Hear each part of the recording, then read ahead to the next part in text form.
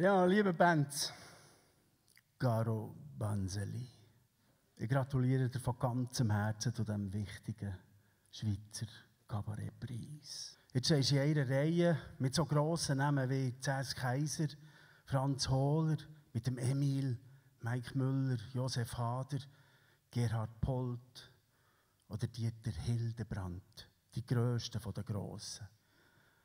Da könnte es ihm ganz anders werden. Man hat mich gefragt, ob ich zum heutigen Anlass ein Loblied auf dich singen würde.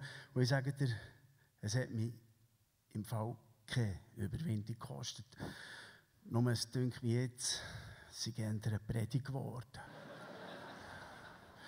Der Pfarrer Huber erzählt seinen Schäfli, dass er ein Friedli-Fan von der ersten Stunde ist, ein Friedli-Freak in allen Facetten. Es gibt Leute, die begleiten einem das ganze Leben. Und es ist jetzt nicht wahnsinnig erstaunlich, wenn man einander in der Schokofabrik von Niederwenigen am Fließband vis-à-vis steht und die ramponierten Osterhasen aussortiert, dass man sie wieder in Form gießen kann und dass sie morgen auf dem Fließband von Neuem an einem vorbeiröndeln. Da fragt man sich dann höchstens, ja, warum sind der Schwertfeger Henne und ich eigentlich nie weg von hier? Warum sind wir nie auf andere Ideen gekommen, als sich jeden Freitagabend im Hochsee mit Bier und Betzi-Wasserkoten zuzuziehen und dann am Sonntag mit dem 125er Hobu über den Schallenberg zu bürsten? Ja, warum haben wir nach der Stiftung die Füße still gehabt? Da wäre doch möglicherweise noch das eine oder das andere drin gelegen. In Oberwenigen beispielsweise. Oder meinetwegen in der Fremdenlegion. Es gibt Leute, die begleiten einem durch das Leben, obschon die sich ständig vom vertrauten Terrain wegbewegen und sich irgendwo in einer anderen Stadt, auf einem anderen Spielfeld neu erfinden. Es gibt Leute, die sind einfach immer da, die gehen weg und bleiben. Sie bleiben, weil man sie im eigenen Kopf oder im Herzen abhocken und man sie von da nicht mehr gehen lässt. Die können so dumm tun, wie sie wollen. Du bist einer von diesen Bands. Du begleitest mich mit deinem Arbeiten, mit deinem Wirken, durch mein ganzes Leben. Du bist ein Bewegter, gesegnet von allen guten Geistern, geküsst von den Musen, beschenkt von vielen Talenten, gutem Geschmack und einer XXL-Familienpackung Menschenliebe. Als ich zuerst mal von dir Notiz genommen habe, bist du als 20-Jähriger im Gemeinderat von Wohlen gewählt worden. Ich habe mit einem Auge zu dir rübergeschildert und habe mich gefragt, wo so ein junger Trübel den Mut hernimmt, sich in ein Gremium zu wählen und sich dort vorhersehbar erfolglos mit alteingesessenen Knuppensager und Sesselfurzer rumzuzanken. Politisches Engagement hat sich dann in meinen Kreisen auf das beschränkt, dass man mit erschreckend geringer Kenntnis von der Faktenlage und 0,000 Lebenserfahrung grosskotzend das kommunistische Manifest hat ausbreitet und blasiert wie verwöhnte Kronprinzen der alten Welt erklärt hat. Aber ganz sicher hat sich keiner von uns Hippie-Punks für die grossen Geschäfte auf Gemeindeebene interessiert. Traktandenliste. Neuer Robidoc vor der Rudolf von Tavel Stiftung. Weihnachtsbeleuchtung vor der Landi. Planung der Jungbürgerfeierlichkeiten. Wahl des Delegierten für den Gratulationsbesuch zum 100. Geburtstag von Roswitha Schönbächler im Domizilhaus Mattech.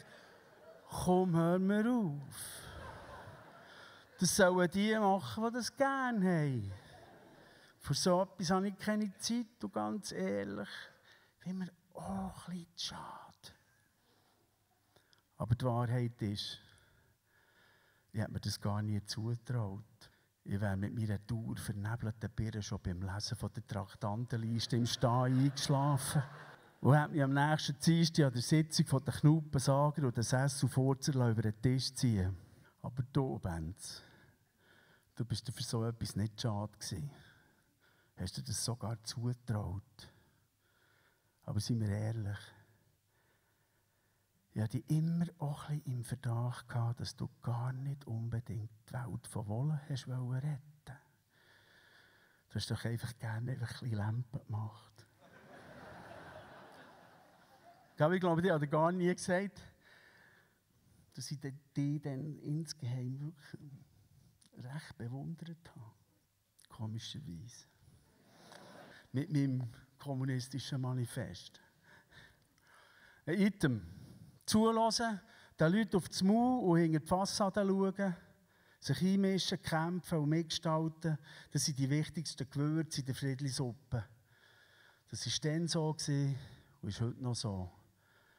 Man kann sich den Benz Friedli aufgebracht, entsetzt, stinkensauer und hure laut vorstellen, aber nicht mit brennenden Container, Flaschensteinen oder Laserpointer.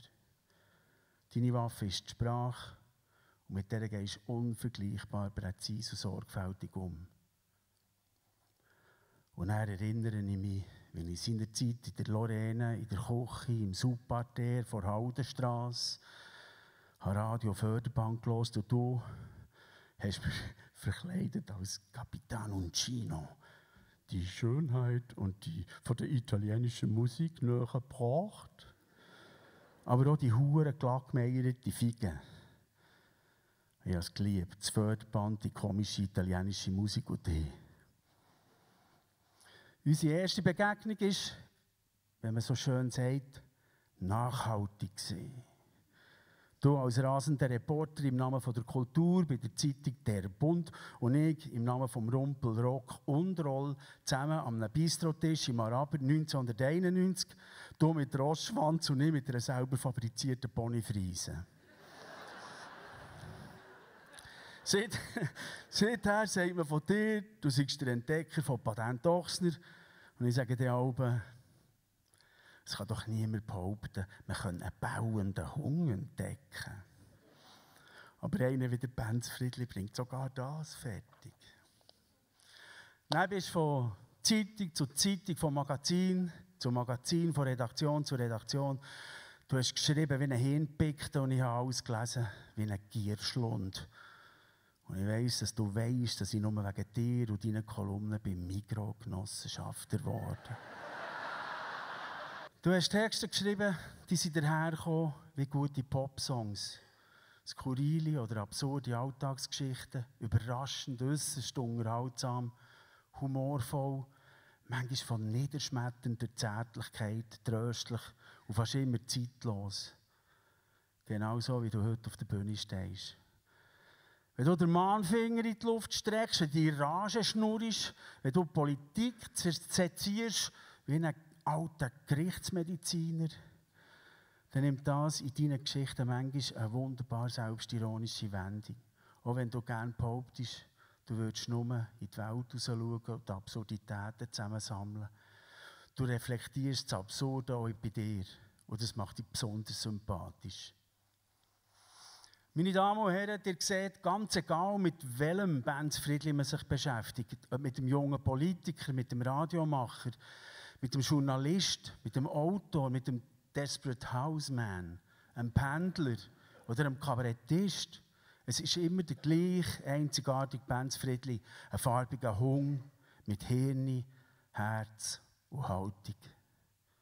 Ein Hirn aufgeladen wie die Atmosphäre kurz vor einem Sommergewitter, die Antennen naturgegeben, pausenlos ausgefahren. Und das, was daraus entsteht, ist kein Glow.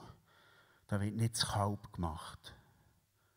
Gleich welche Plattformen du brauchst, im Zentrum steht immer deine unbestechliche Beobachtungsgabe, deine mitreißende Sprache, deine Fantasie, die Witz und wie gesagt, Hirn, Herz und Haltung. Du parodierst, persiflierst, braschauerisch und polterisch und politisierst.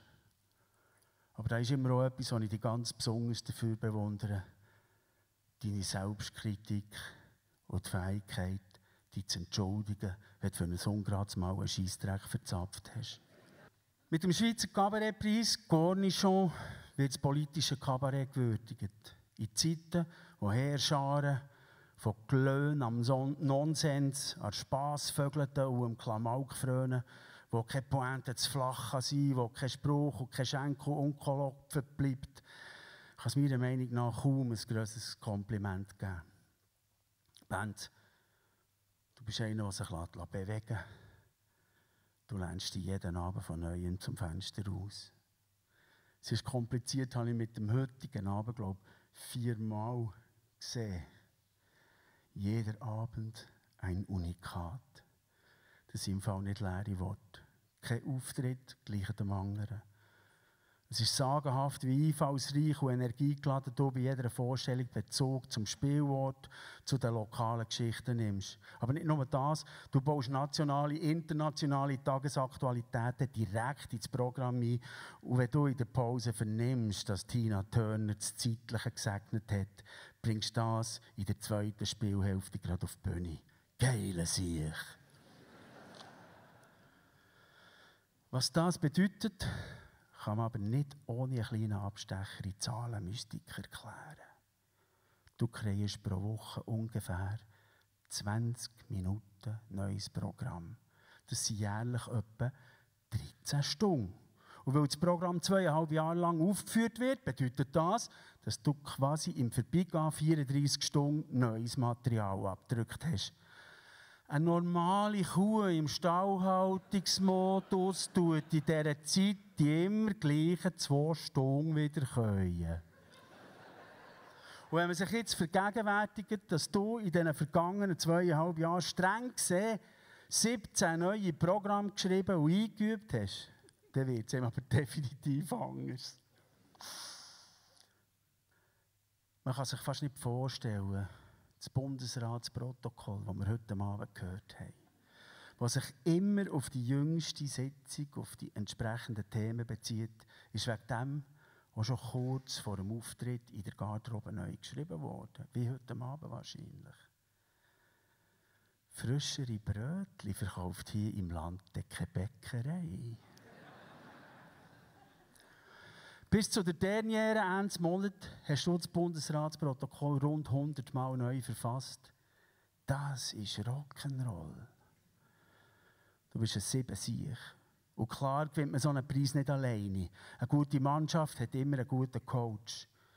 Wir zwei wissen besser als alle anderen, dass es eine grosse Schnurranhang braucht, die Ordnung macht. Ich habe mich Rigu und du hast die Alex. Der Alex Götz. Er ist seit fast 20 Jahren an deiner Seite, wenn es darum geht, das neue Programm zu entwickeln. Du schreibst und er zeigt dir als Regisseur, wie man am besten hersteht, wenn man nicht blöd dastehen will. Er zündet die Scheinwerfer an, dass man das sieht, was man gerne zeigen will, und für das zu verstecken, was man lieber für sich behaltet. Der Alex ist ein sogenannter Rundum-Coach. Er schaut auf alles Äußere, dass du dich mit den Inhalten kannst beschäftigen. Als Freund, Berater und Kritiker begleitet die Tournee, gibt regelmäßig Feedback, macht Verbesserungsvorschläge und kümmert sich, Achtung, Kinder, jetzt haben die Hüte, sogar um deine Fitness, um deinen Schlaf, um Regeneration und Ernährung. Bis hin zu, ich zitiere dich, mentale und neuronale Vorbereitung auf Gigs. Nicht aber. Potzheiland-Donner. Mentale und neuronale Vorbereitung. Was ist das? Das brauchst du nicht. Da muss nicht nach Rock'n'Roll. Der Item. Gleich was der Alex genau mit dir macht, Benz. Er macht es ganz offensichtlich verdammt gut. Und ganz offensichtlich bin ich nicht der Einzige, der ihm aufgefallen ist, dass du ein Siebensieg bist. Ein Heilandsdonner, ein Ausdruckstänzer, Dichter und Denker und manchmal auch Richter und Henker. Und wegen dem jetzt der Preis. Wie gesagt, egal mit welchem Benz Friedli man sich beschäftigt, es ist immer der gleiche, einzigartige Benz Friedli. Ein beeindruckender Bitz Mensch, ein farbiger Hung mit Hirn, Herz und Haltung. Und ich bin froh, dass wir uns seinerzeit über den Weg gelaufen sind. Und ich danke dir für die Farbe wo du in das Land und in unser Leben hast gebracht. Die Gewürzgurke hast weiss Gott verdient. Aber so richtig. Merci vielmals.